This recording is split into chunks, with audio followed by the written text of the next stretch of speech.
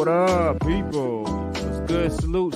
Yes, sir. Yo, what's good, everybody? Salute to the tribe. We're hip hop and comics and hip hop. We're a niche channel. And reserved for the best is super dope. I do sell comics. Check me out on Instagram at 6th_element_comics. Yeah, because comic books are the sixth element of hip hop.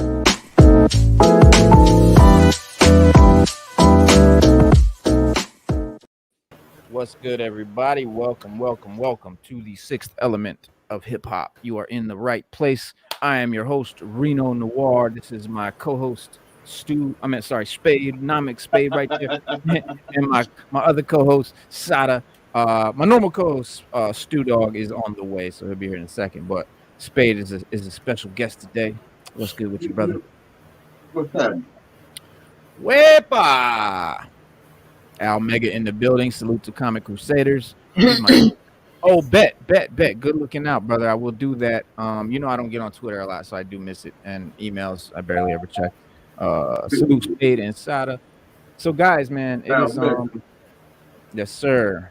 It's DC Power Hour, so we're gonna definitely cover some DC stuff. There's a lot of cool DC stuff going on right now, but there's something else going on that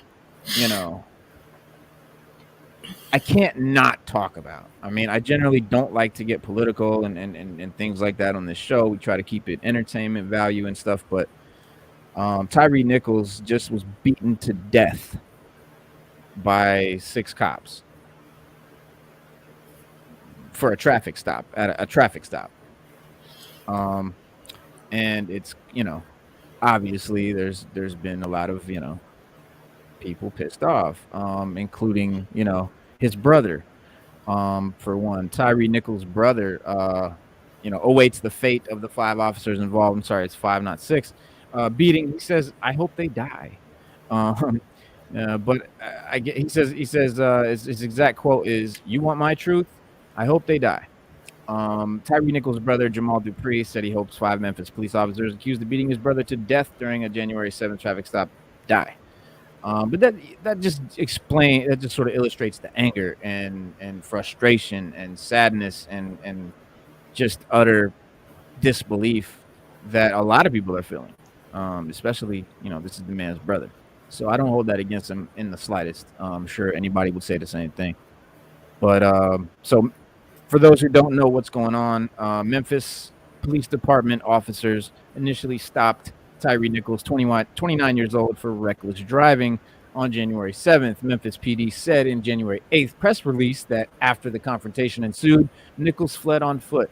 The 5 officers who pursued him allegedly, I'm not going to say allegedly, we have it on video, they beat the 29-year-old to death, violating many Memphis PD policies, of course. And that's, one of the biggest issues. Nichols died 3 days later, on January 10th in the hospital.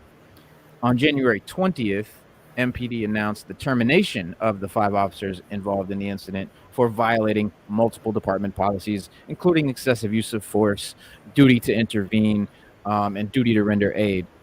They left out murder. But yeah, Memphis PD Chief C.J. Davis said in a press release at the time that all 5 were hired between 2017 and 2020. I'm not sure what the significance of that statement even is. Maybe that they're new to the job or whatever, but the problem is the institution itself, not hiring the right people, not training the people properly, not making them do their psychology courses and things like that would actually help them, deal with people who are angry, devastated, sad, hurt, crazy, dumb, uneducated, whatever, and innocent. So, that's one of the biggest problems. But the former officers, including Tadarius Bean, Demetrius Haley, Emmett Martin III, Desmond Mills Jr., and Justin Smith, turned themselves in and were each charged with 7 counts, including 1 count of second-degree murder, 1 count of aggravated assault, 1 count of official oppression, and 2 counts each of aggravated kidnapping and official misconduct. They then posted bail. Now, I don't know of anyone else that could get charged with aggravated assault, secondary murder, oppression, kidnapping, and then get out on bail. It just doesn't happen. So obvious favoritism.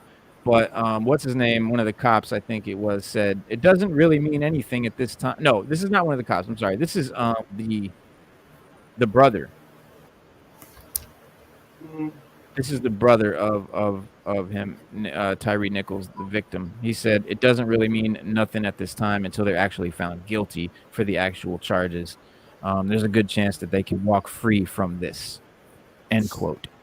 His brother has noted that his last words were screaming for his mother, and they didn't care. They didn't give a damn. We've seen the footage. I posted it on my Instagram page. Shout out to Comic Crusaders, Hardy Boy in the building. Salute.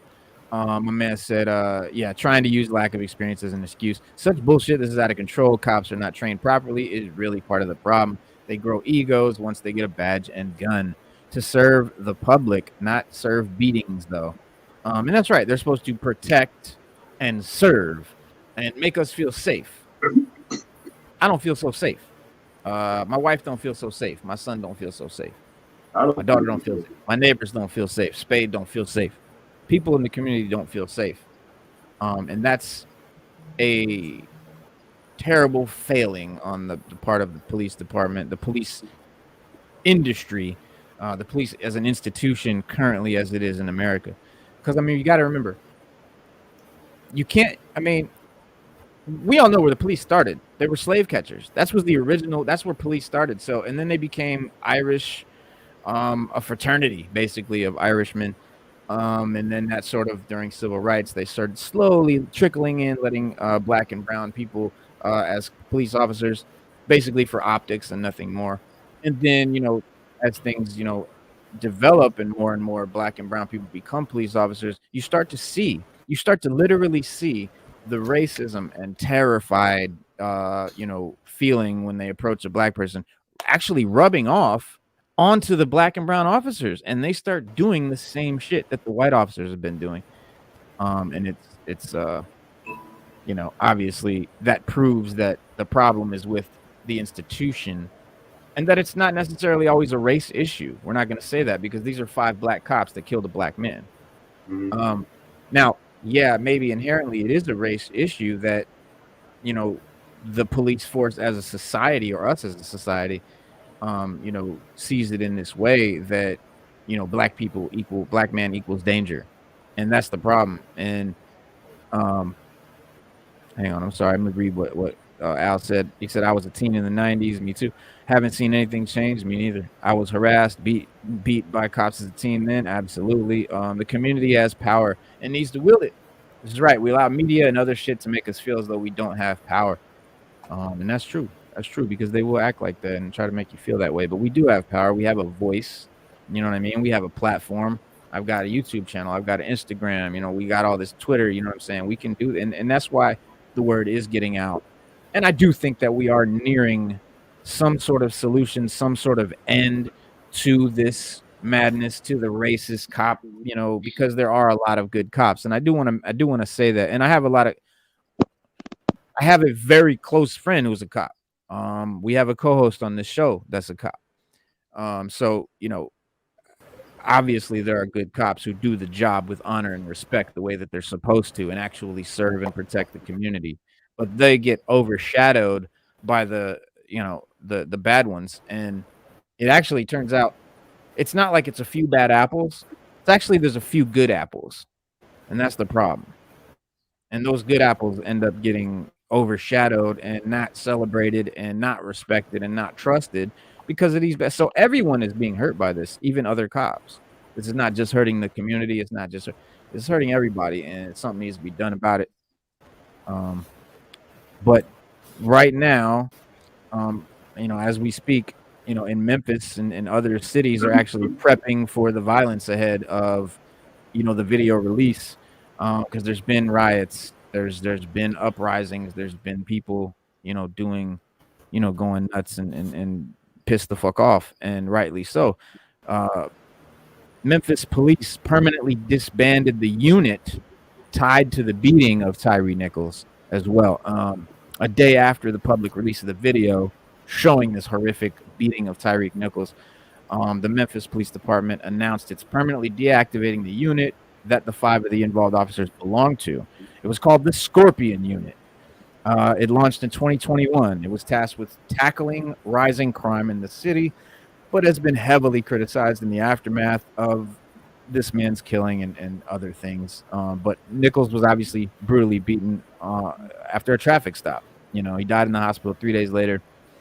The cops were charged with all kind of horrific kidnappings and murders and all kinds of charges, and then bonded out. So it's kind of weird. But the statement on Twitter from the Memphis police said, "In the best interest of all to permanently deactivate the unit.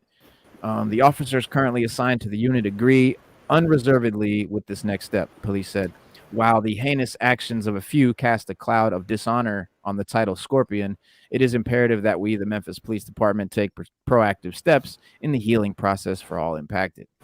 Nichols' family's attorney, Ben Crump and Antonio Ranucci, praised the department's decision to disband the unit and called for other cities to take similar action with their saturation police units and the near future to begin to create greater trust in the communities. The biggest problem right now is that there's no trust in the community. People and police are like two different sides. There's a line, and you're either on one or the other. And the people that are not police are fucking terrified. It's almost like the Gestapo. I mean, we got to be in the hood. We got to fear the criminals and the cops. And quite frankly, I'm gonna keep it a buck. Even as a white man in the community, I'm way more scared of the cops. And and obviously that sentiment is shared, and that's the problem. And it's sad and it's terrible because cops are supposed to be the heroes. They're supposed to be the good guys. I mean, after 9/11, cops were heroes, and everybody wanted to be cops, and they got flooded with all these, new hires and things like that. But that all deteriorated when black man after black man is being murdered on video. And we like to say that this thing sort of just started happening, but what started happening is now we have video. That's all that's changed. This stuff was always happening. It's just now we're getting video of it. So hopefully now it'll, start to slow down and stop. But hopefully this doesn't. And we do not promote rioting. We don't promote, insurrections and destroying property and none of that stuff here on Sixth Element.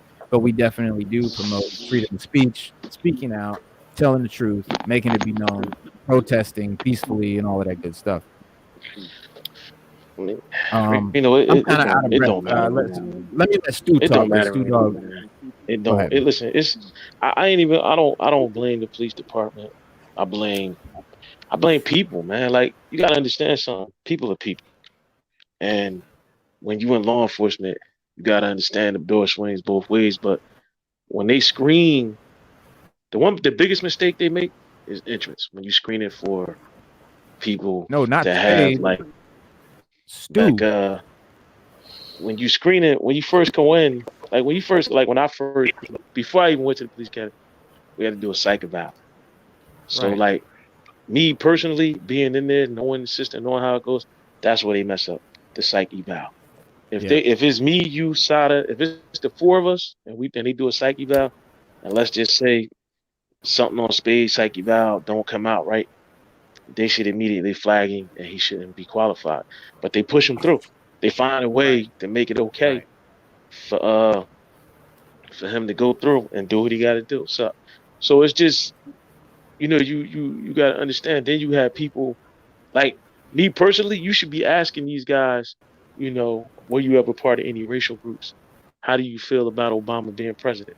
Stuff like that. It sounds silly, but you'd be surprised at how strongly some people felt about Obama being president. Are you a Donald Trump supporter? Yes, I am. Then that means you support Trump. You support, dog whistles and silent racism, because you don't have to be out loud to be a racist. The Klan traded in their hoods for 3-piece suits. The Ku Klux Klan right now does not want to be known as their old montage with the hoods and fire and all that. They want to hit you from another angle, because they know if they hit you from a business aspect, they hit you from an aspect that people can get behind, with money, that they'll get more supporters. Right. Now, their whole thing is not to get supporters to support them monetarily, because they can do that. It's to get more people to support their cause. And so they come down to a level that you can understand in order to get you to be like, all right, yeah, we are divided everywhere. America's divided on every angle. When you go into a prison, everybody, Yeah. you got the whites, the blacks, the Hispanics, the Puerto Ricans, the Asians. Everybody Right. keeps dividing themselves. When I was in the military, I remember one time, because we had a little bit of racial divide in the unit, and he was like, listen, if a spaceship land right now, this very minute, they're not gonna kill all the white people, they ain't gonna kill all the black people, Right. they're gonna kill every human out here, because they don't Right. give a damn. They just be like, oh, they just damn, they all different colors. People, And he was like, they they're just all start human. killing us all. But we all the same, right? They all human at the end of the day. What happened to Tyre, man, was just that right there. It was just dumb as hell. Two, it shouldn't have never happened. Three, um, the boy, everything they did was wrong. Everything you see in that video is not how they trained. No, I'm not taking up for of any course. police department, but I'm just saying, like, when I take my training, like, somebody should have de-escalated that. And that whole group, somebody should be like, yo, chill, stop, chill. Yeah, That's out of enough. Right, 5 let it go. dudes, out of 5 Yeah, cops, or right, out of none of them. 5 cops, everybody just kept doing the same thing. And the crazy part is they all was black. It was all 5 black cops That's beating up another right. black man. That make it even worse. Because Right. usually it's so you can't, so a lot of times when people Well, try to that's what sell us on proves that stuff, it's the police and not necessarily it's right. It's not a that. white cop issue. Nowadays It's it is. just a Yeah. cop Nowadays it issue. is. Yeah. Nowadays it is, Reno, because back in the day, Right. a lot of black people, African Americans couldn't become cops. It was, well, they would Right. wash you No. right Yeah. out. So, yeah. Right. So it would be the white boys, but now it's just showing you that everybody's right. It's the police mentality. So now you got African Americans doing the same thing that the Caucasians are doing, and it's the police mentality. So it has to be erased. It has to be wiped out, because you can't have justice. Like, you can't have somebody policing something and they taking full advantage of the simple Yeah. fact that that they're running the system, They and that abuse their nobody power. can do that. Right. And it's a they say power corrupts, but absolute power corrupts. Absolutely, that's true. Hmm. You got to get the guys out of there with the egos, small man syndrome, got bullied when they was kids, now they're a cop. So, Right. like, all of that got to go, and you just got to get people with stable Because that's what minds we and used to. stable attitudes. I mean, that's what we used to say. Like shout out to Al Mega talking about in the '90s as teenagers. We even knew back then. Like I used to say 2 things. I used to say I could tell the cops that were bullied in high school, and now they got this job and they want to sort of get revenge on people, and it's so obvious. And you know what I'm saying? And it's sad because that's someone who should not have passed the psych eval. Right. If you ever saw the movie Protect and Serve with your boy Seth Rogen, he plays like a mall security guard. He went to the police. He tried to become a cop, and he was in the psych eval saying shit like that, and they were like, "No." It's surprising that some of these people get through.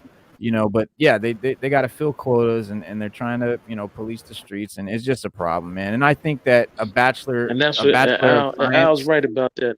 Yeah, not to cut you off, but Al's right about that. Sometimes they just trying yeah, to fill a quota.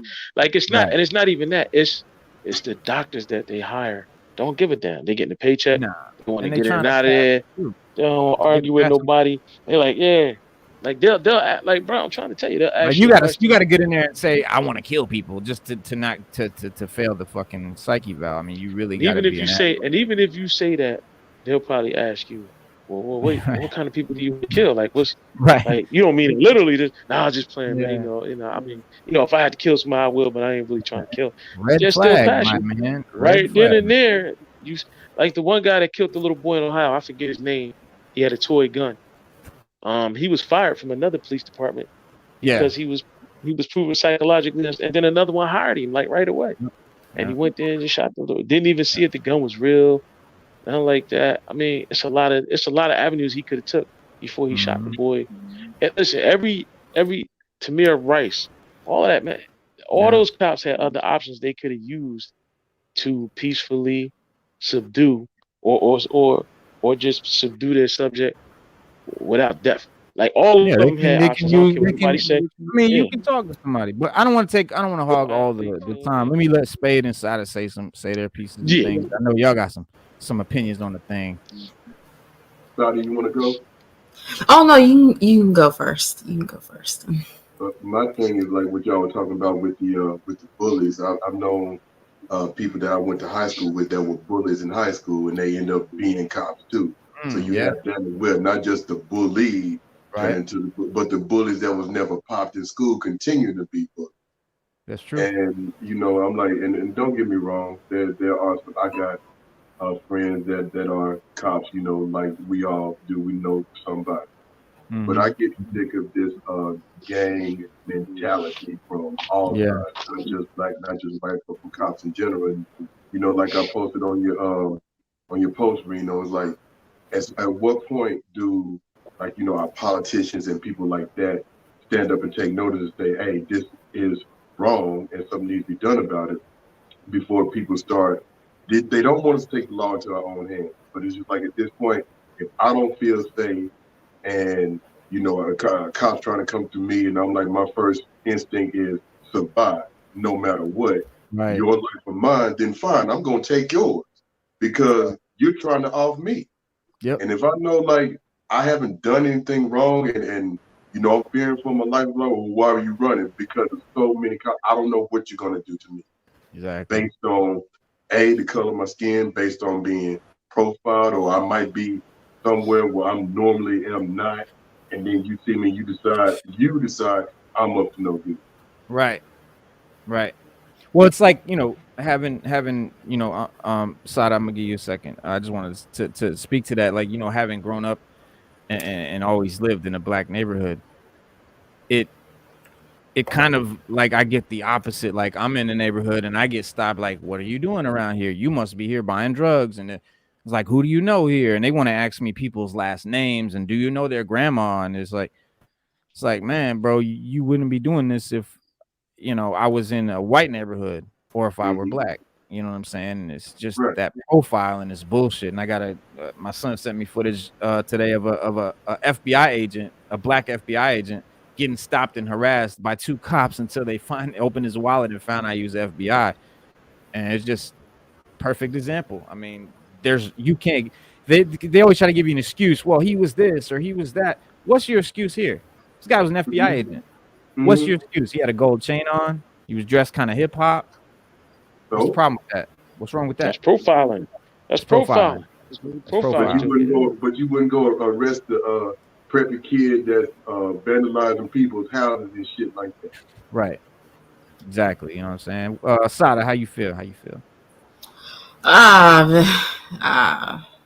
I'm just glad I'm not desensitized because that's a bigger issue with all the I'm just tired. It's just tiring to hear about it.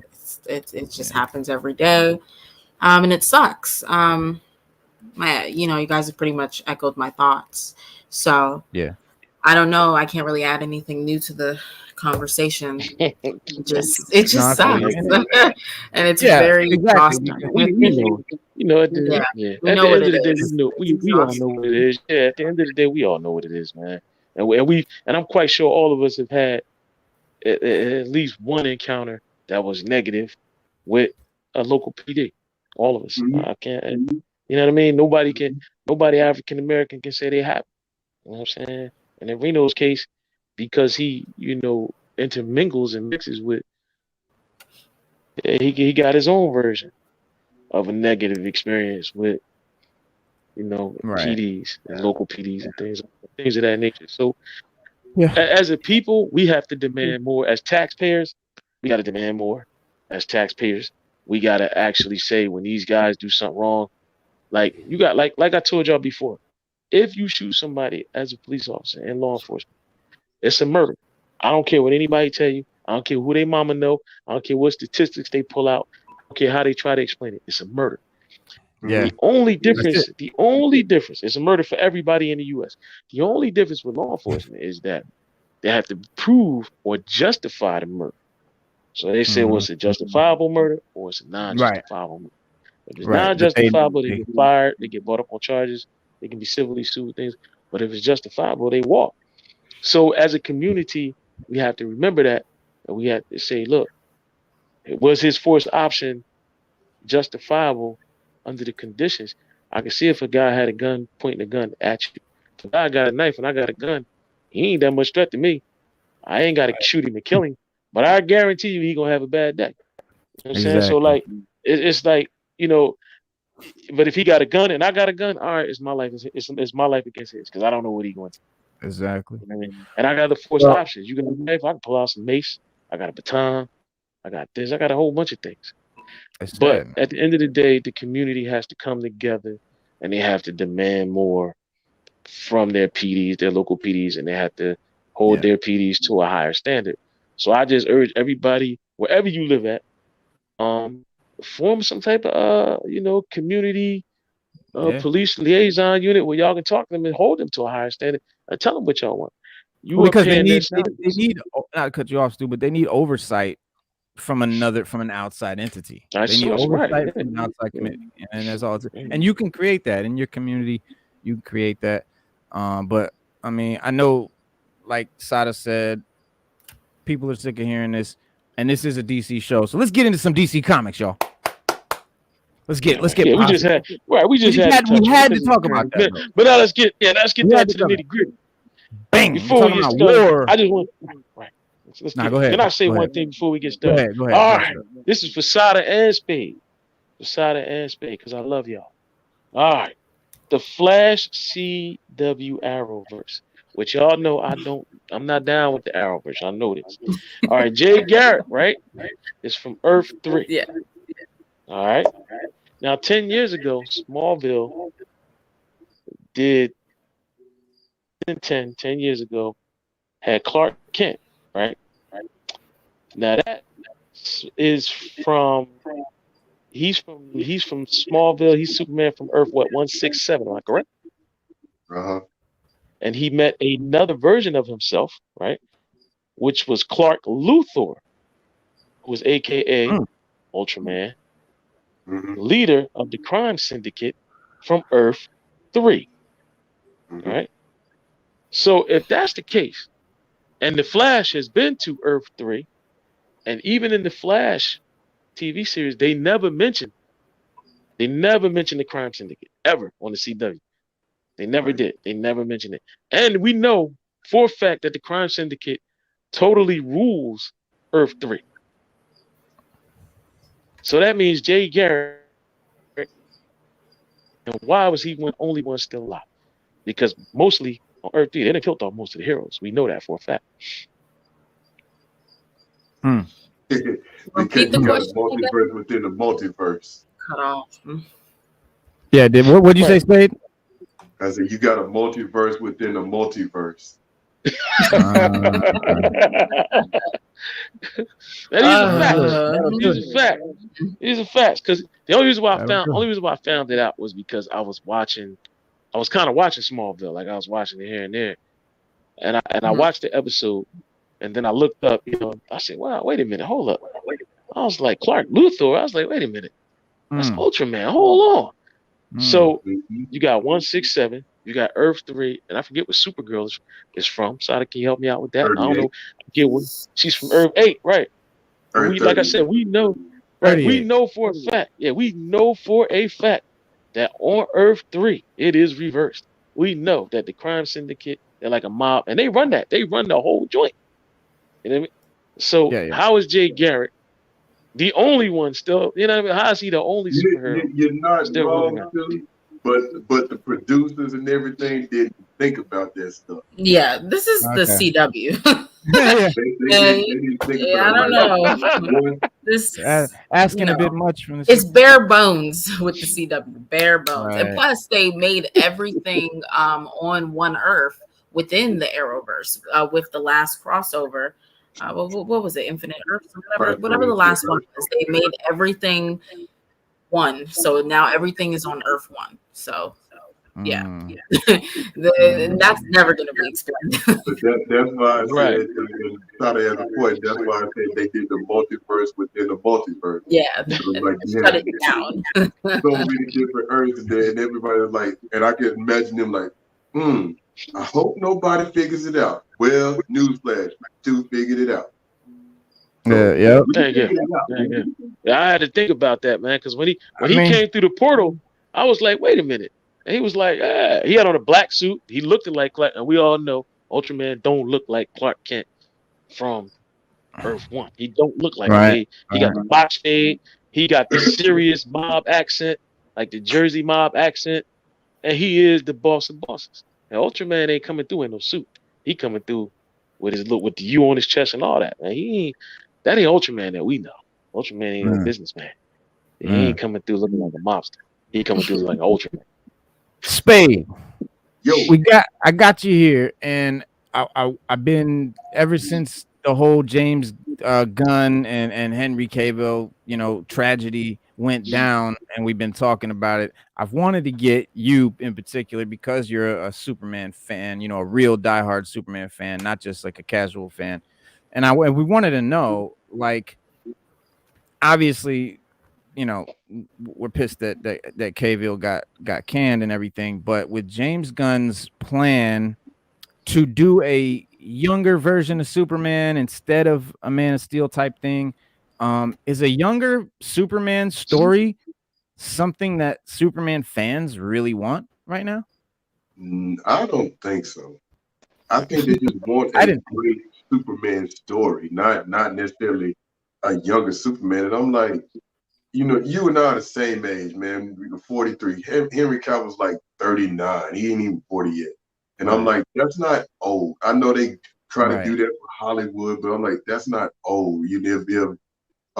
Robert Downey Jr. can be 50 and be Iron Man. Henry Cavill can still be Superman. You look at the TV Superman, Tyler Hoechlin, his Superman's been Superman for 20 years, so he's in his 40s.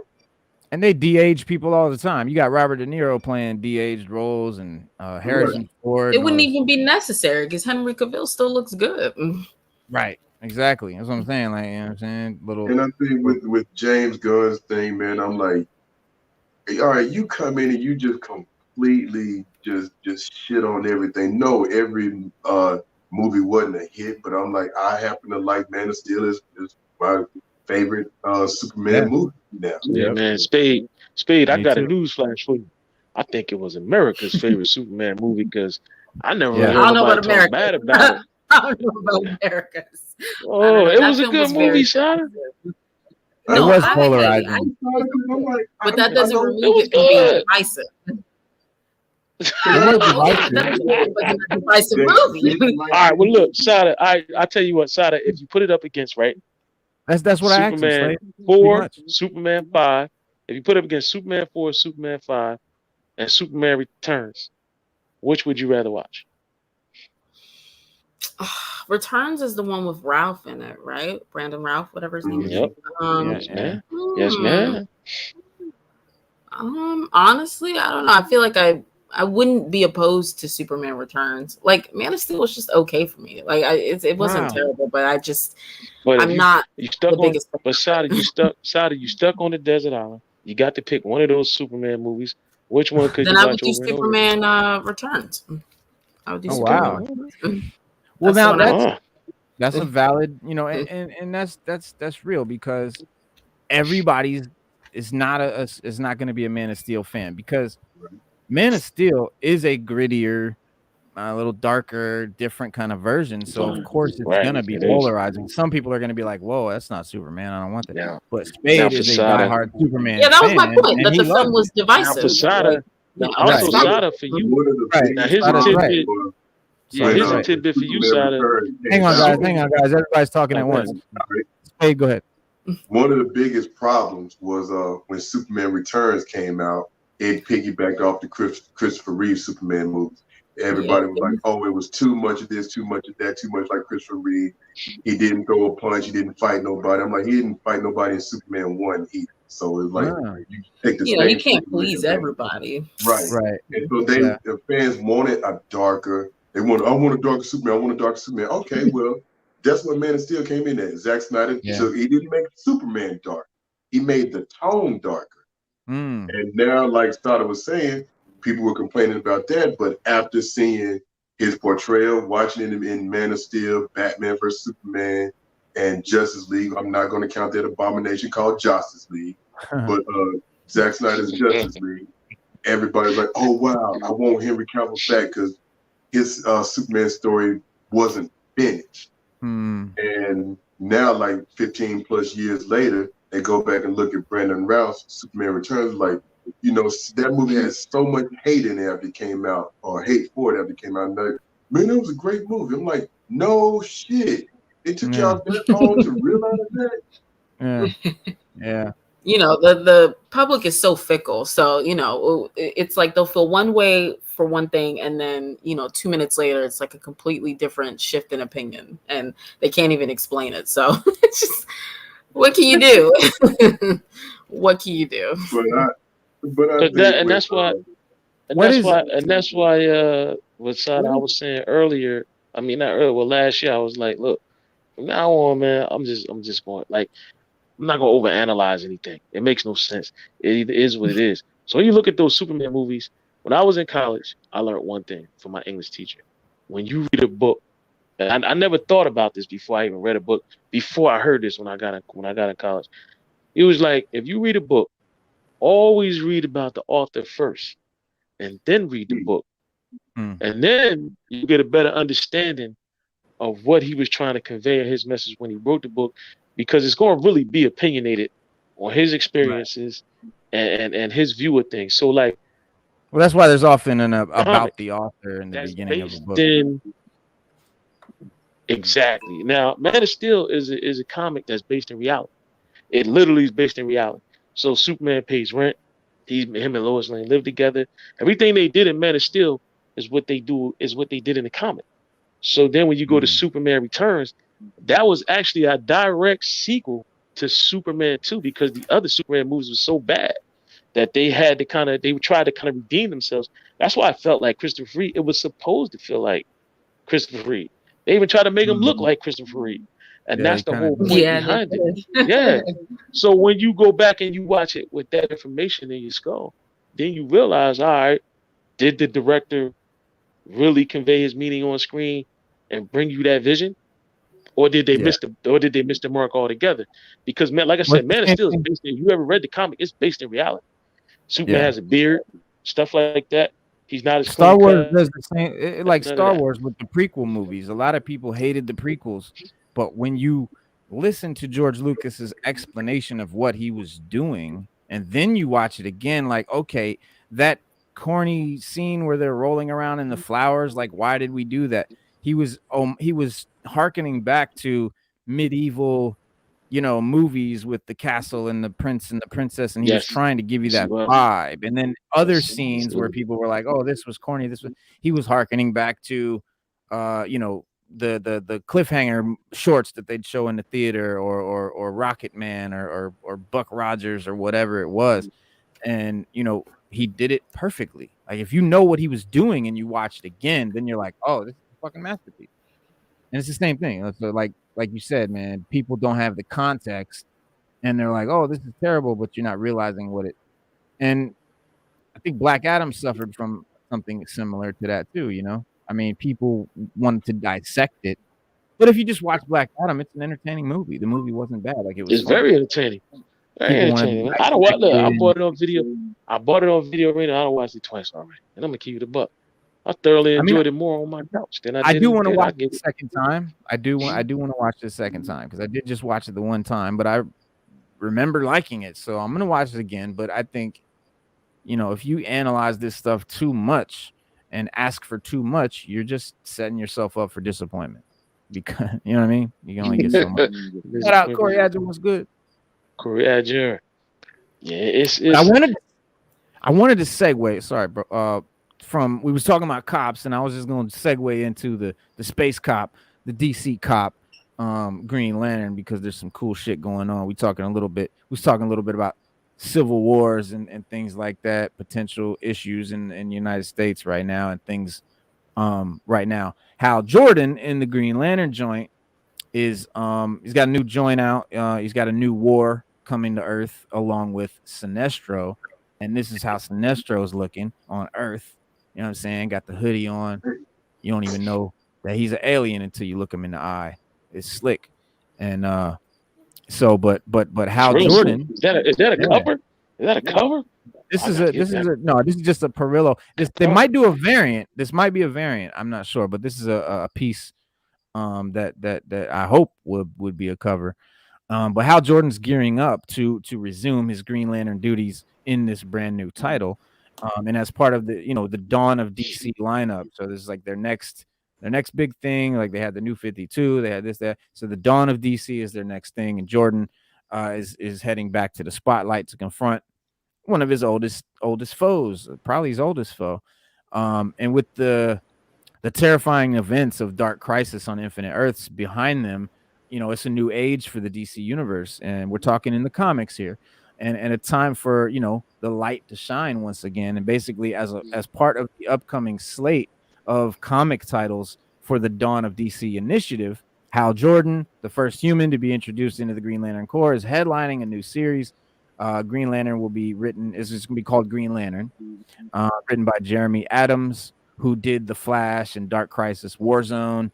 And the art is going to be by Zermanico. He did Justice League, Wonder Woman. And basically, they're replacing the previously announced Mariko Tamiki and TBA artist on that. But the new series sees Hal Jordan's beat of Sector 2814 quarantined by the Green Lantern Corps Guardians. And after a humbling defeat and nowhere else to go, Jordan goes on a mission to track down the man responsible for his suffering. And his old mentor and nemesis, Sinestro. And Green Lantern #1 will also contain part of the Green Lantern John Stewart's new adventure by Philip Kennedy. So I'm super excited about that. John Stewart's my favorite Green Lantern, and they're gonna sort of blend it, I guess. But the Green Lanterns have been through, I think, a lot of changes in the last several years, because they've recently overcome the destruction of their core in the comics. And, like every other DC hero in the universe, the Lanterns were pushed to their limits, fighting, the evil forces of Pariah and the Dark Army in the recent crossover event. But the heroes, survive the event, of course, and have the opportunity for a fresh start. So Hal's been busy with his missions in deep space. But the sound of things, man, he's about to be indefinitely grounded.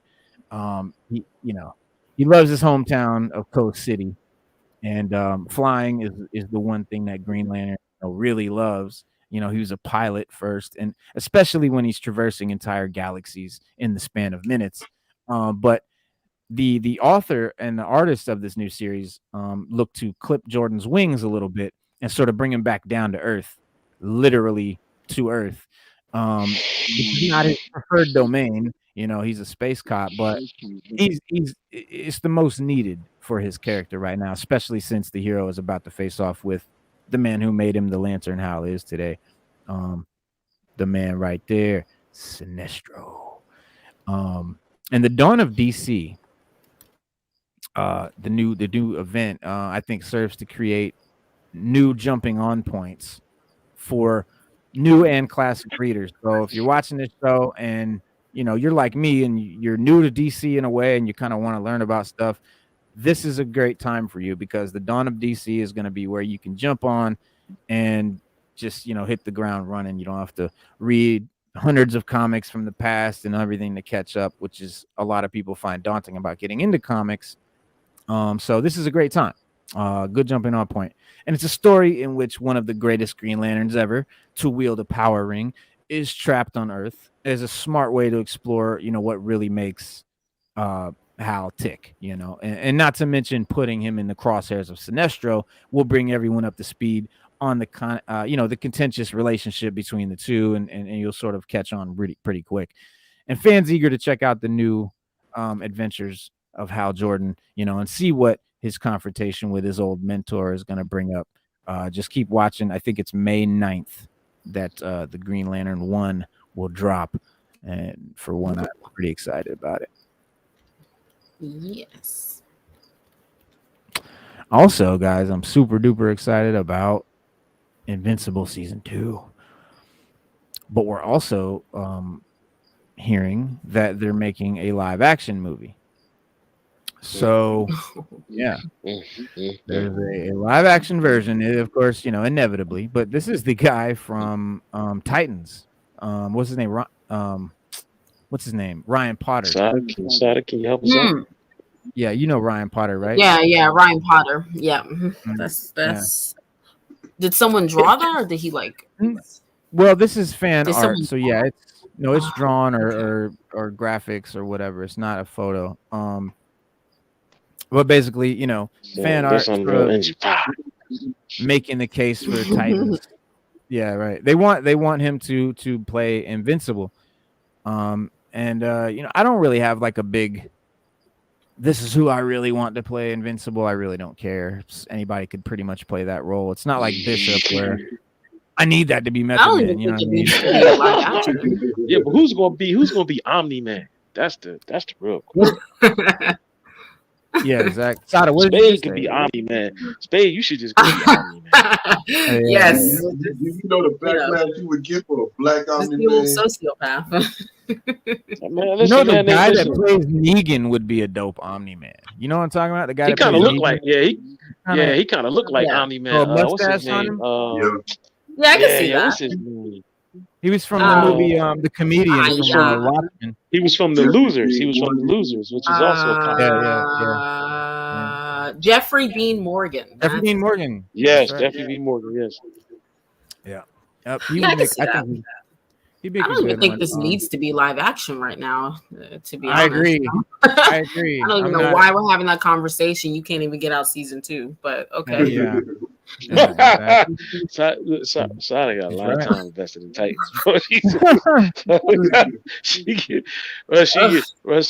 Sada get real salty about Titans, boy.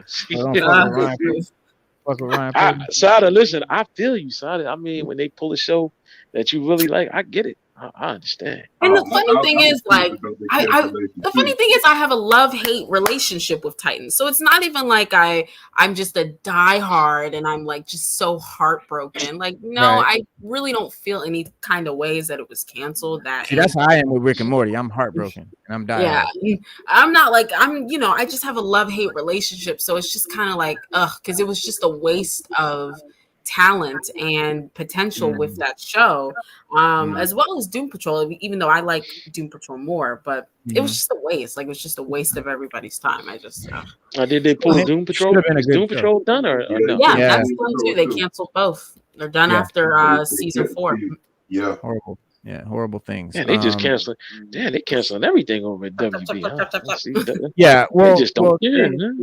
James Gunn, the news broke, I think, late last night that the HBO Max has canceled Titans and Doom Patrol. Was it last night or the night before? It was the night before, I think. Night before.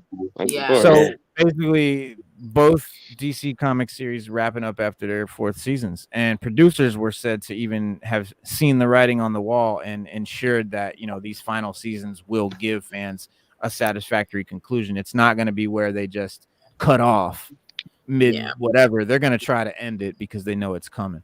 But through the trades reports did mention that the decision to axe the shows was made before James Gunn and Peter Safran came on board as the CEOs and stuff. But I believe that. I believe that. I do. But they did. They still if you got a lot of crap about it. I believe you had plans to cancel that. yeah. And I believe you had plans to cancel Doom Patrol. Yeah, but they did. You still get a lot of shit about it from social media because people that they don't know, they assume that they made the call. But Gunn has responded now on Twitter and basically making it clear that this decision was out of his hands. Literally, he said the decision to end the series precedes us, but I certainly wish the best for the talented group of creators, actors, and the rest of the crew that produced both shows. So he's like, I didn't do it, guys. I didn't do it. This man is responding to everything but giving us a slate for the new DCU. So I just what is it? just can't even. Yeah, Oh. So like I hello, looked at it, it's it's supposed like, to be this month. it's What like happened? so much stuff that went down. I'm like, I'm not even excited for it, That's like what I'm at all. saying. Like, Yeah. we're at a point where fans Yeah. they don't even care about what's to come because you keep playing around with it and not saying what's going on. Like, I don't even understand. And every decision that's made, if you keep anyone, the question's going to be, so then why didn't you keep Henry Cavill? Why Right. didn't you keep such and such? Like, I hope he understands that if you're going to do a reboot, you really need to commit, because any decision, that's going to be the follow-up question. So why And didn't that's you the keep thing, Henry Cavill? because he's keeping Momoa and will probably end up playing Lobo, and a whole other character. So yeah, Oh, there's and he's certainly keeping his own wife too. right, And exactly. I'm like, Dang, if this man, gonna be you kind of anything rough. like, Y'all rough over there, if man. this gonna be anything like Y'all the real rough Suicide over there. Squad, I'm Yeah, out. I'm not giving him no passes. Spade, I can't really hear you very well. I think it's your mic. Oh, let's see. I can hear you. It's Wow. just kind of Y'all echoey. rough, Maybe- man. Y'all real rough, man. Y'all. That's No, correct. Yeah. man, look, Stu, Keeping it's it a not buck. being rough, man. It's just like this man came in and he's like, all right, I'm gonna do this. Then it's like, I'm take everything, do this. So, now y'all screwed. So you're up to my mercy now. And it's like, as film goers, we have our certain people that, I mean, I get it. Actors are actors, actresses, actresses, so forth and so on. But it's just like, you just took this man that was a great Superman, and now you just like, oh, he's out because I don't want this. I want a younger Superman. It's like, why? Why do we need to see the younger Superman? Like, oh, it's going to make it like the Batman. It's going to be Superman year 1 and year 2. Okay. It's the same thing. We've seen that in the Christopher Reeve movies. We've seen that on TV. We've seen it in Superman the animated series. Well, it's just Hollywood trying to cookie cutter formula shit. The Batman was great, so let's do that with Superman. That's just all it is, man. Right. Hollywood. Yeah, Like, and those universes are staying separate, so that's not even a good idea. Like, why are you trying to emulate something you'll never be able to connect with? So right. I saw some today, Saturday article today that said they may incorporate the Batman into the new DCU now, and I'm like, just stop already. Like, I feel like they should stay separate, but I think from a money standpoint, from a business standpoint, I think it would be crazy if they didn't, just because of how successful it was. Now, I feel like they should stay separate, but from that point of view, it changes. Yeah. But ultimately, I think they should stay separate. Because why mess with a good thing? So that's right. And anyway, y'all, I got to get ready to roll. Well, Spade, I knew you did, man. I knew you had to go. That's why I wanted to jump into talking to you about what you call him, James Gunn and everything, man. So I thank you, man, for coming. Oh, no problem. I'll try to holler back at y'all on Wednesday the next time I'm off. If not, you'll see me in the chat. But I had fun being on here again, and look forward to the next time. Absolutely, bro. Absolutely. Anytime. You already know. Anytime. All right. Peace. All right, love brother. y'all. Love y'all. Be safe. Man. You too, man. Well, one of the biggest events that I can't wait for is Invincible season 2. We got the teaser trailer finally arrived, and it confirms that Mark Grayson's superhero will continue on Prime Video in late 2023, and the hit animated series debuted on Amazon's streaming service in 2021 and immediately found an audience beyond the comic readers who were already familiar with Robert Kirkman's story. But ever since the first season ended in April, there's been a growing impatience about when the series would return, and the wait for season 2 information has included the show's Twitter account repeatedly trolling the release of new information, which only created a louder call for the trailer's release date. But after sharing the first Invincible 2 image on social media the other day, the long-awaited season 2 trailer teaser has been released, and we can run it real quick, and it's got some interesting connotations. It kind of teases that they may adapt the comics' darkest plot, and we're talking about Invincible here, so that's saying a lot. The season, what do you call it? Invincible comics are known for their dark, storylines, violence, and all that good stuff in a conventional superhero world, though. But the dark superhero stories are not uncommon today. It's pretty much the kind of the trend right now. It's the bright, virtuous world of Invincible that makes the dark twists so shocking and impactful. Like everything looks bright and happy and superhero-y, and then you see a father just beating his son to death. Like it's like what out of nowhere, and that's what makes it so crazy. But in the comics, the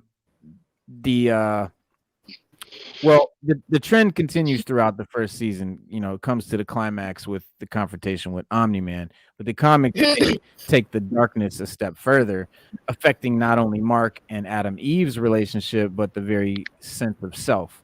And one of the darkest storylines that the comics involves Mark's sexual assault, the perpetrated by one of Invincible's most aggressive and powerful villain, Viltrumites, Anissa. So after a vicious battle, she goes on to force herself upon Invincible, basically rapes him. It's a shocking and awful moment. But from this act, Anissa is impregnated and eventually gives birth to a child. Considering that she only initially comes to Earth in an attempt to get Mark to join the Viltrumite invasion, his steadily rising interstellar acclaim could be leading him toward this dark plot point. Now, the season 2 teaser does not reveal much to fans, but the inclusion of Alan the alien could be a hint to the Viltrumite invasion, and that's where the story sort of comes out of. And though he might not have one of the Invincible universe's best costumes, Alan plays a very large role in the Viltrumite invasion arc. So it's seeing him is kind of like, okay, we know where this is going, and notably going up against Anissa during one of the invasion's many conflicts.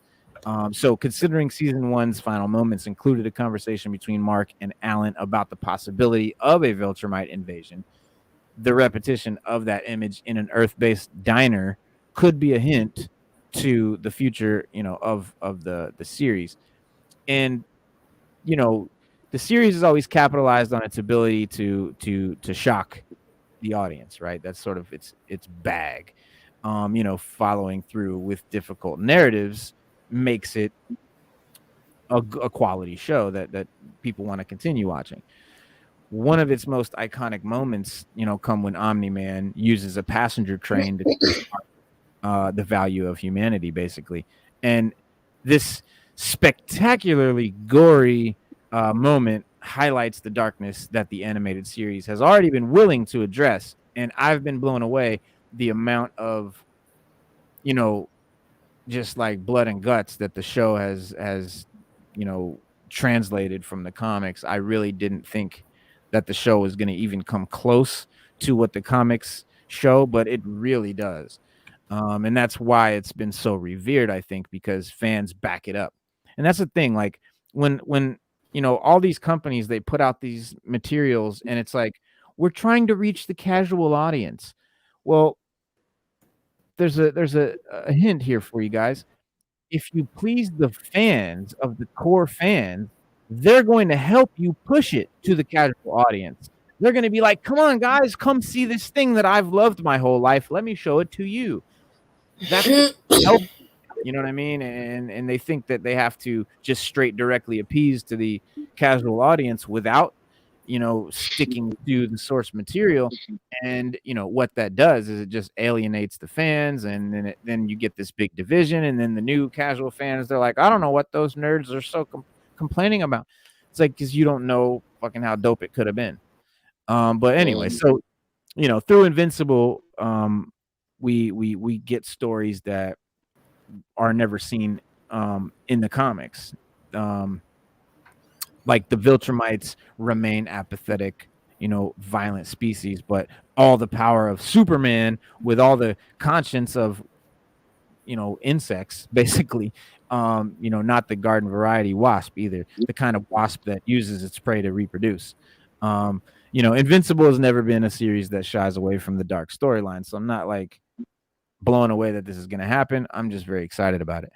Because in both the comics and the animated series, we've seen Mark had to face a lot of different awful moments, but this sexual assault by the Viltrumite Anissa is definitely one of his darker, arcs. But we can bust out that trailer. I'm gonna play it real quick. It's like a little teaser, and you can see if you can catch that the alien. But this isn't like I haven't altered the what you call him. So if we get booted by BoobTube, we'll come back on. But anyways, here we go. Let's run it real. Yeah. And for all of that, they shouldn't have even released that if we weren't going to have an exact date. I'm saying, right? That was like, they really have to get on it, because if not, the fans are not going to care. Like, the excitement is dying down. I don't think they realize that.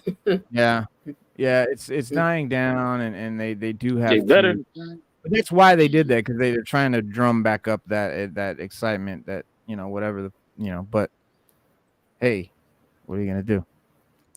We got some we just at the mercy of Amazon.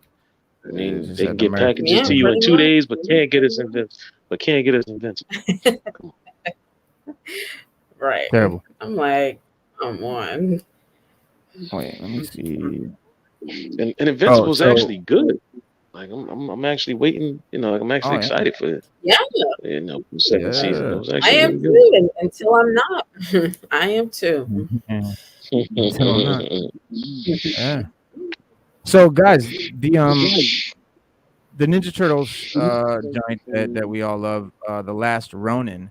It's not DC, it's IDW, but this is just really cool. The Last Ronin, The Lost Years. So there's sort of these new new teenage mutant Ninja Turtles who will replace Leo, Raph, Donny, and Mikey because they've been killed. They're dead. They died in Last Ronin. So I don't know, like, is this how far they're gonna take this with new Turtles? But The Last Ronin told the story of the end of the last of the original TMNT Turtles, Michelangelo, as he embarked on a quest, to get revenge, avenge his three fallen brothers, Leo, Donny, and Raph, and also Splinter. But it also set the stage for a new generation of TMNT whose adventures will take place in the time after The Last Ronin. And I don't know if this thing is going to be successful or what they're doing, but I'm betting the female turtle is going to be one of them. But okay, so I'm sorry, I've got their names. It's Odin, Yi, Moja, and Uno. All right, I'm guessing from left to right. Right there. So again, Odin, Odyn, Odine, Yi, letter Y, letter I, Y-I, Moja, Moja, M-O-J-A, and Uno, U-N-O, are the four still infant turtles as of their first appearance in The Last Ronin, The Lost Years, #1. And, if you're all right?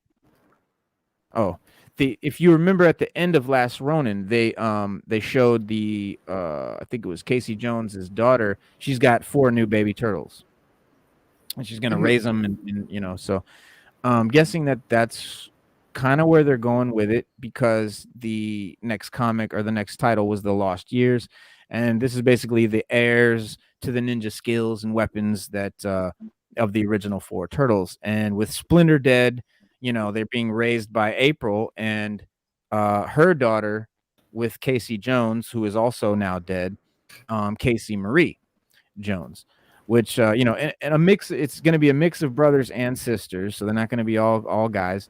The 4 new ninja siblings are the creations of the original TMNT co-creator Kevin Eastman and the Last Ronin artist Ben Bishop. So this is not just like some new fool coming in like, oh, I'm gonna like revamp Turtles. No, this is Kevin Eastman. This is the guy that made the Turtles. This is the progression of where he wants to bring the story. So like it or not, this is the real story from the real creator, and this is how it's going. And they come back for and then the actual artist of Last Ronin is going to be doing portions of the new limited series, which is going to be co-written by Eastman and Tom Waltz. And if you're wondering, like, if there's a common element to their names, like their predecessors were all Italian artists. Apparently, there's a story behind them that will be addressed in an upcoming issue of the limited series. The names, I can't tell what culture they seem to be. Obviously, the original ones were Italian, but I don't know what these Odin, Yi, Moja, and Uno sound like. They could be Asian, but it could also be. Well, he is. Yeah. He is Asian. Right. So is So, Uno. Oh no. Yeah. Is, so we'll see. yeah. I think they're gonna. Odin would be. I think they're just trying to represent everybody, and so they, not trying to make them all one thing. Well, because that's the thing nowadays. So. It's not Odin. It's not Odin like the Norse god. Odin. Odin. It's Odyn. So it's spelled differently. Instead of Odin, it's Odyn. But the guy who, Bishop, Ben Bishop said that when Kevin, they asked him like what did you feel about doing the new series and stuff like that, but he was just like, yeah, of course, Kevin Eastman, asked you to draw some new turtles. There's no question. Basically, he came out with 12 new turtle designs, from babies to teenagers, and basically for about a week they sort of everyone picked out their favorite 4, and I guess they sort of narrowed it down. Maybe they voted, I think, but he said this was a crazy exciting time. Nickelodeon loved the designs, and ultimately we settled on the 4 that you'll meet in the Lost Years #1. And he does go on sale March 15th, so not too long to wait. But yeah, man. Well, actually, number two comes out March 15th, so I think you can actually get #1 now. I think it's actually out. So if not, it'll be about February 15th. But yeah, that's crazy, man. I can't believe this, man. The Turtles, Mike, Donny, Leo, Raph, they're dead. And there's new Turtles. What the fuck is the world coming to? We need new Turtles. We got to bring them into a new generation. Oh, my God. I mean, and I think also, too, because I don't think Nickelodeon is trying to let go of that license. And they just keep doing what they want to do with the Turtles. And, I think they just want to, bring some new Turtles out and they can do something, make better decisions with them. Like maybe we can get a good Cartoon Network Turtles show that just isn't so kiddie that people who are fans of Turtles that's like 35 and up really like enjoy. Right. Yeah. So that's one way of looking at it. I would think that would be the reason why, and that also puts them at another creative helm where they can move forward. They can move forward with the story and do some new stuff. Give us a whole new content. Give us a whole new thing. New villains. Something to drool over if it's done right. Absolutely, man. So, but it is what it is. I mean, we have to deal with it, and nothing we're gonna have to deal with, whether we like it or not, is Lady Gaga in Joker. Fully do, but she's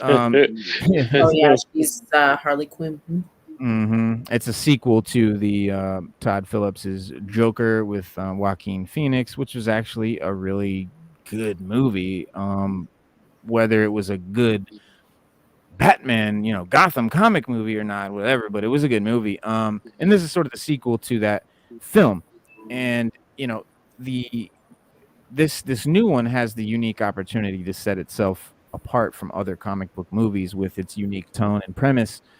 But while Joker, the original one, presented itself as a standalone film unconnected to other DC projects, the film's immense financial success made a sequel basically inevitable, and with the upcoming film set for 2024 release date. So it's almost happening.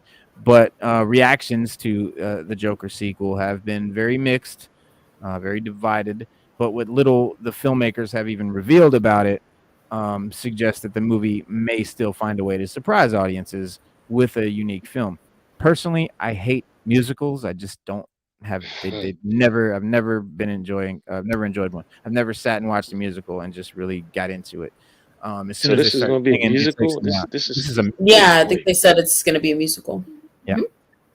Yeah. So I don't know like how a musical it's going to be, if it's just going to have like a great soundtrack, or if people are going to just break into song and random crowds of strangers are going to break into synchronized dance moves. I don't know. That always takes me out of it. Wait a minute, Reno, you never watched Grease? I've watched them. It's not a big fan. Oh, okay. What about No. I mean, West Side Story was good. Fiddler on the Roof was even good. I didn't see West Side Story. I didn't see Fiddler. You know, most of the musicals I've seen are mostly kid stuff but you know, you got the Sound of Music. I mean, I don't know, it's just not for me. I mean, if you do it like a Muppet movie, I can get with it. I But if think you they just could make do it it. I think they have an opportunity to do it right. Right. With the musical. Personally, I'm indifferent because I just don't care. I mean, I never thought there should have been a Joker movie in the first place. So the sequel is like, blank. But if they want to do a musical, I mean, I think they could do it right. It just depends. You know what? Yeah, well, like I said, know. I've never liked them in the past, but I think this one might be something that I could get into because, like I said, I like the first movie a lot. I love the people involved making it. I've seen Lady Gaga in a show called American Horror Story. You've probably seen, and there was one season where it was about this hotel, and she played like this vampire queen type character, but she was really good in it, and so I was surprised. She's got the acting chops. She can act. Yeah, she can act. I think they did it Reno inside because remember A Star Is Born when they did the remake to that. I did you know, Lady Gaga got in there, and I think that they're looking at it like if we showcase her talents as a singer, she write a couple songs. You know, we can not only revisit the magic from the first Joker, but take it to a whole new level. We can get more of a casual audience in there with her singing and sell more movies and DVDs. I think that's what they're trying to do, like a mix between A Star Is Born and that first Joker movie.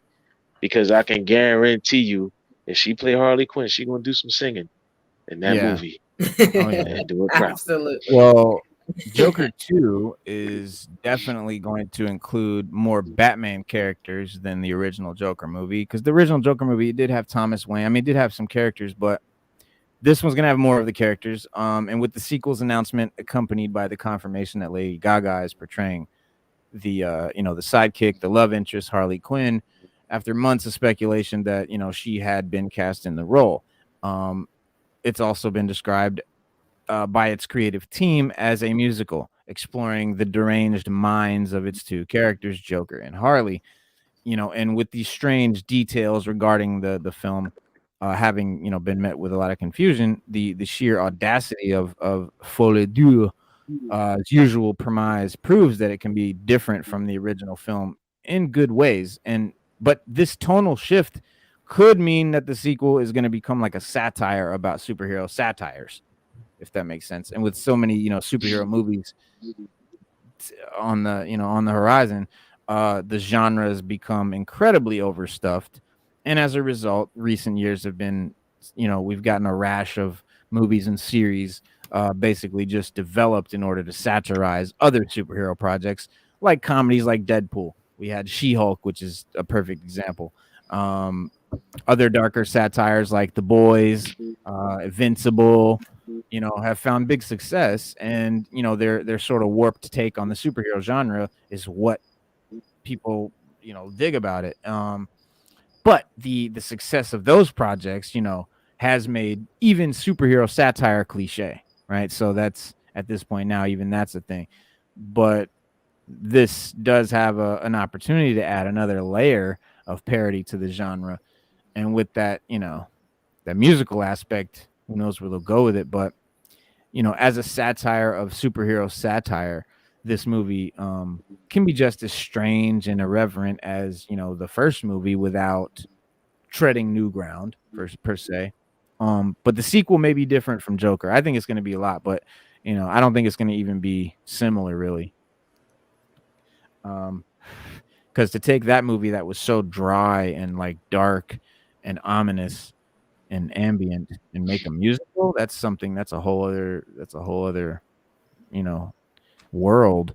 But that doesn't mean that it won't include, you know, an important commentary on the state of the superhero genre, and probably commentary on the plot of the original movie, and you know, how Joker was inspiring the masses and things like that to riot or whatever. But maybe they'll do something as a team. But I think it'll be told in like a lighter hearted tone, you know, of a musical. And a lot of people might lament the loss of the original film's gritty, you know, dark realism. The lighter tone of this new one will also feel far fresher than a rehashing of the uncomfortable grittiness of the original movie, you know, which is endlessly duplicated in countless superhero films and series for over a decade with varying degrees of success. It was good. The I original mean, Joker honestly, was I good. doubt the Oh, go ahead, Stu. No, go ahead. No, I was done. I thought the original Joker was good. I mean, despite what it was, yeah. I mean, it was weird, but it was like, good. Yeah, I mean, like, I don't think it'll, you know, they'll remove the gritty, dark nature. I mean, there are some dark musicals out. That's a great question. No, That's a great question. I'm gonna tell you why. No, I'm gonna tell you why. No, because it's a movie that has music in it, but the actors aren't saying their lines in music form. That's what a musical is. Like a movie that they do shows and they do concerts, that's not a musical. A musical is when it's like, "Hi, how are you doing? I am fine. Fuck you. Eat a dick." Like, we don't need that. You know what I'm saying? But nah, I don't think 8 Mile's a musical. That 8 Mile's like a rock movie. It's like a rockumentary or whatever, like a rock and roll. You know how they'll have rock and roll movies. It's basically the rap version of a rock and roll movie. I don't think they'll get rid of the dark, gritty nature from the first film. I mean, there are dark musicals. There are musicals with dark themes and tones. So I think they could blend that. You know, it just depends on how they do it. Yeah. And I think, you know, they have a chance to do it right and make something unique in terms of a superhero film, because there aren't many out there that are musicals. And I think for Harley and Joker, I'm not surprised that it was turned into a musical. I could see that happening with those two. So yeah, it just depends. Yeah, because the way that movie was, you know, he was doing a lot of sort of dance numbers and weird, like, I don't want to say dream sequences, but almost like dream sequences or just like weird. So yeah, they could easily have, even in the first movie, done that in a musical way, or done, you know, added a more sort of musical style to it. They could have done it with what they originally did. So I don't see it as being something that would be hard for them to pull off or make look good, for what it is. But Stu, I know you got to go to work. Is Stu even still here? I don't know. But he, I think he's here by vocal. But anyway, so we do. I know Stu's got to bounce. But before we go, I want to show y'all this thing. But I'm trying to get y'all some pictures. Well, here, let's take this one right here. All right. So it's DC. So we had Pride Month, right? DC, Marvel, but with DC they did a Pride Month, you know, thing where they all the comics had like the LGBT rainbow flag, you know, kind of incorporated in there. And so now, this month, Black History Month, they're doing DC Power. And for DC Power Hour, I thought, you know, what better place to talk about DC Power. So this is going to be the Black History Month version of Pride Month for DC. And I guess they're going to use the, you know, the red, yellow, and green and black colors, you know, kind of the way they did with the other joint. But it's going to be the DC Festival of Heroes, and basically, oh no, first there was DC Pride and DC Festival of Heroes. But now this is the Black History Month one. You got Cyborg, John Stewart, Aqualad, Kid Flash, Batwing, Vixen, Amazing Man, and a bunch of other Black superheroes that take center stage to highlight the power of Black excellence across the DC universe in stories from a variety of different comics, finest Black artists and Black comic writers. And DC Power, a Celebration #1, releases in a couple days, Tuesday, actually, January 31st. And yeah, so a couple of the covers. Let's see, I think I got a couple. Yeah, a couple of the variant covers and a little peek inside. Let me get that. So this is one cover. This will be the main cover, I guess. And then you've got this variant cover with some static shit going on there. And then you got this variant cover with like the female characters. Here's a shot of some of the, inside of the book. It's got a very classic feel. Like classic superhero stuff. Like classic, what do you call it? Comics or whatever. So yeah, but yeah, look out for that, guys. That is our show. We will see you guys Monday. Now, you guys might know last week we had to cancel because my son had COVID. I don't know if it was COVID, actually. Could have been just like a wicked flu. But he was down for a week. I woke up this morning with that watery, scratchy feeling you get in the back of your throat when you wake up and you know you're about to get sick. And so I'm probably on deck.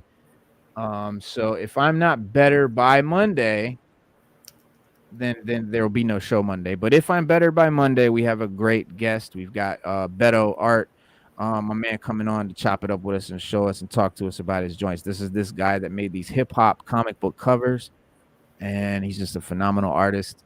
Sort of embodies hip hop and comics and what we do here at Sixth Element. So I cannot wait to get him on here and chop it up with him. And that's planned for Monday. So hopefully I'll beat this illness this weekend and be strong and ready to knock it out Monday. So we'll see you guys then. If not, and there's no show Monday, you know why. All right, y'all. Peace.